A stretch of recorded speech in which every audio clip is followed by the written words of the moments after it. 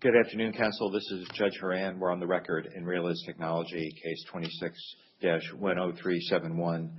I want to start out by acknowledging that this schedule change puts everybody in a tougher position than they would have been.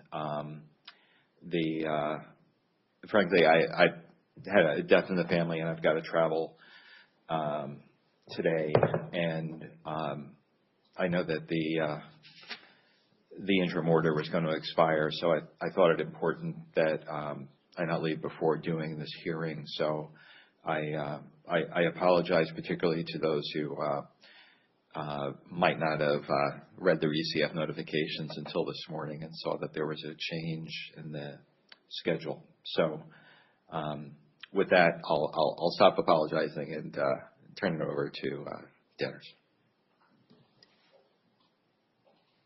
Hi, Your Honor. Good afternoon. Darren Asman from McDermott, proposed counsel to the debtors. I guess my question for Your Honor is how you want to proceed with today as a status conference. I guess I assumed that you maybe wanted to get understanding from the parties about whether we could come to an agreement on a further initial interim order to accommodate the court for a further second interim hearing. Is that how Your Honor would like to proceed? Because I think there's a way to easily do that. Yeah, I think that's right. The landscape it's somewhat altered because of the objections that were filed by 1548199 Alberta and the Ward Trust, and I'm hopeful that both parties are represented at this hearing this afternoon, but it certainly bears on the relief that was granted. So look, we're here on an interim hearing, so what my goal is to address it insofar as I can to get a further order approved that prevents immediate and irreparable harm to the debtors, but we're going to have a more we're going to have to have a full hearing on the objections that were raised. Well, let me make a proposal, and then let the court and other parties know what would work for the debtors, and then I guess we can hear from the objecting parties, if that makes sense, Your Honor. Yeah, please, Mr. Asman.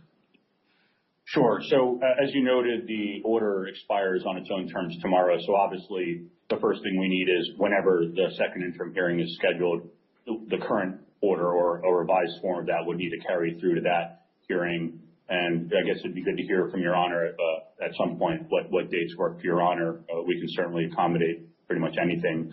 And then the only additional item is we need to increase the cap. You'll remember that the interim cash collateral order, as well as the second interim, which I guess I should note that Mr. Wolford's client has already consented to entry of that, but you're right, there is an objection from another party now that'll need to be addressed. But I'm sure that Mr. Wolford and I can agree on a slightly increased amount for what I'll call the revised first interim period. I think what my folks are telling me is that if, as long as we had a second interim order hearing before the end of this week, we would be comfortable with increasing the cap to $2.5 million. That would get us through April 3rd. If there's other dates that the court or other parties want to think about, I kind of have different numbers depending on what it is. There's obviously a cushion built in. It's not exact, but I just wanted to throw that out there for Your Honor to understand in front of other parties.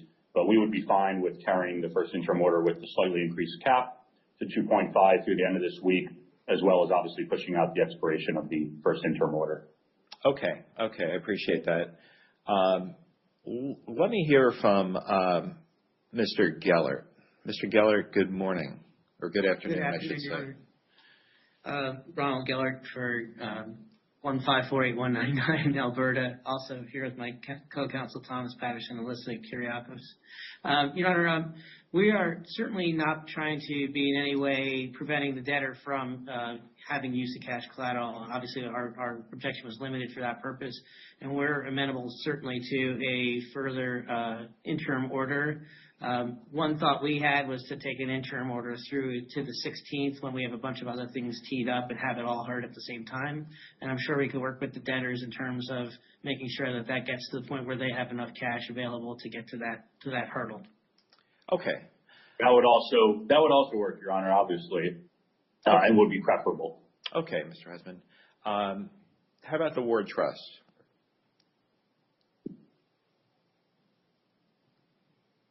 Your Honor. Mr. Your Honor, Sulik. I'm just seeing.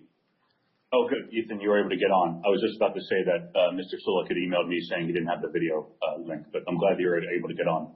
Yeah, and again, I apologize, Mr. Sulik, for the little notice, which was entirely my doing. So I apologize for that. Your Honor, the Richard Ward Trust is also amenable to the proposal. Okay, so let me just clarify with Mr. Sulik and Mr. Gellert. What you're proposing is that enter a second interim order on the terms set forth in the initial order with a change in the cap to $2.5 million? Yes, that's correct, Your Honor. Okay. That's our understanding as well. Yes. Your Honor. Mr. Wolford. Yes, good afternoon, yes, sir. Your Honor, good afternoon. Keith Wolford from White & Case on behalf of Celsius. As Your Honor is aware, and I think as Mr. Asman alluded to, we put in a form of second interim order that was proposed and agreed that, in fact, had an expiration of the 16th. There's obviously a lot of volatility around crypto. Celsius as a secured creditor is secured by not only cryptocurrency, but also assets that are in effect dependent on cryptocurrency for value. And so we've been balancing with the debtors the duration of this interim period versus the protection. So in the proposed interim, there was an increase of the usage cap effectively to $5 million. But then there was also a series of protections, including a trigger for a potential emergency hearing, given that if there was a correct collapse in the value of crypto, obviously the alleged cushion would reduce substantially. There were a number of other elements in that draft order, which are primarily around information and around segregation of sales of any non-crypto assets in a segregated account with respect to proceeds. And from our perspective, the ideal scenario would be that those protections would come into place now, as we had negotiated those as a package with the debtors in exchange for use through the 16th. We don't believe that those elements are prejudicial to any of the objectors. And so to the extent that there's a proposal to go to the 16th, we would like the second interim order to be the form rather than the existing form. Subject to, of course, any agreement of the debtors. If they want to lower the $5 million, obviously we don't have an objection to that. Yeah, Your Honor, I want to clarify. The $2.5 million that I mentioned would get us to the end of this week. I think what Mr. Gellert and Mr. Sulik were indicating, and they'll correct me if I'm wrong, is that they're actually okay with the form of second interim order that's been agreed to with Mr. Wolford and I and our clients that carries us to the 16th. So we should put aside the $2.5 million that I threw out. I agree with Mr. Wolford. We should just go forward with the order that's on file, again, subject to Mr. Gellert and Mr. Sulik saying there's an issue with that. But I thought that that's what they were saying. Let me start, Mr. Gellert. Are you agreeing to the form of second interim order? You know, I can't say that I've scoured that one. Yeah, it was only filed yesterday. Yeah. Yeah, I was going to say, I just certainly want them to have the availability of cash. I just would want to look at the additional protections that they're referencing. Yeah. Mr. Sulik? Our goal is just to get to the 16th and to have our rights preserved without further prejudice to our client. I think we'd prefer the opportunity to also look at the proposed form of order and then perhaps coordinate with the debtors to see if we're amenable to that after reviewing. Okay. Your Honor, also, if I may. Yeah, Ms. Van Leer, good afternoon. Welcome. Yes, thank you. Good afternoon. Jane Van Leer, Cleary, Gottlieb, Steen, and Hamilton on behalf of the ad hoc group of BlockFills customers. I just wanted to chime in. We don't have an objection to the cash collateral order, but it was filed yesterday, and my clients are extremely concerned about the expenses of the estate. And so we would like, similarly, an opportunity to review the order, review the amounts that are being proposed. And also there's a provision in the order that says the amounts can be exceeded with Celsius's consent. And we certainly want to add that our own or the ad hoc group as another party that should similarly get consent in the event that the debtors will exceed the amount. Yeah, and look, I hear that, and in addition, I know that the Office of the United States Trustee has appointed a committee who I suspect has not yet retained counsel. Here's what I think we ought to do. I would like the parties to discuss offline, if possible, and see where you can get. If the ad hoc group and Alberta and the Ward Trust and Celsius are all on board on a form of order that could get us through to the 16th, which is when the parties will be here again. Well, actually, I'll tell you what. I can look at other dates if we need that. But if the point being, if you can agree on a form of order submitted under certification of counsel, but if you can't get there, then what I would be willing to approve would be a further form of order, substantially in the form of the original interim order. It can have an adjustment to the cap to reflect the budgetary needs of the debtors moving ahead. But on a substantive basis, I think, frankly, there's a lot in there that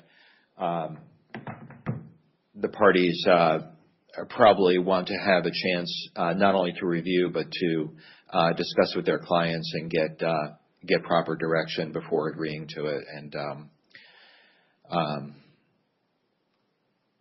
again, I just want to prevent immediate and irreparable harm to the debtors and not do anything that's going to inappropriately affect the rights of the objecting parties without an opportunity for a full adjudication of their objections. Your Honor, that all makes sense, and I have a feeling we'll be able to get all the parties on board with a form of second interim order that takes us through the 16th. But just as a procedural matter, what is Your Honor's availability if in the event we're not able to get the deal on that? When do you need me to upload a second revised order that's consistent with the first one, other than an increase to the cap, to make sure that we don't break the expiration of the first interim order tomorrow? That's my main concern. Okay, my expectation is that today I will have pretty much continuous internet access, for the rest of today. Tomorrow it's going to be a lot more difficult, but we will keep an eye out, and I know my staff will do their best to get a hold of me. We'll take care of it. The order won't lapse without a new order in place. I appreciate that. Thank you, Your Honor. Sure thing. Okay. Anything else? Not from the debtors, Your Honor. Okay. And Mr. Asman, I take it that you have not heard from a firm that's been retained by the committee at this point. No, my understanding is that the committee is holding pitches for legal counsel today, so I suspect we'll know who we're dealing with by the end of today or tomorrow, hopefully. Okay, fantastic. Okay, well, look, I'll leave you to it, and we'll look out for a certification of counsel, or if you can't get there and you need judicial intervention, maybe I can get a colleague to help out, but hopefully you can get there. We will try to avoid the need to have to do that, Your Honor. Okay, I do appreciate that. All right. Well, thank you all for being so accommodating to my schedule. I genuinely do appreciate it. And we'll look out for the certification of counsel. Okay? Okay, thanks. Thank you, Your Honor.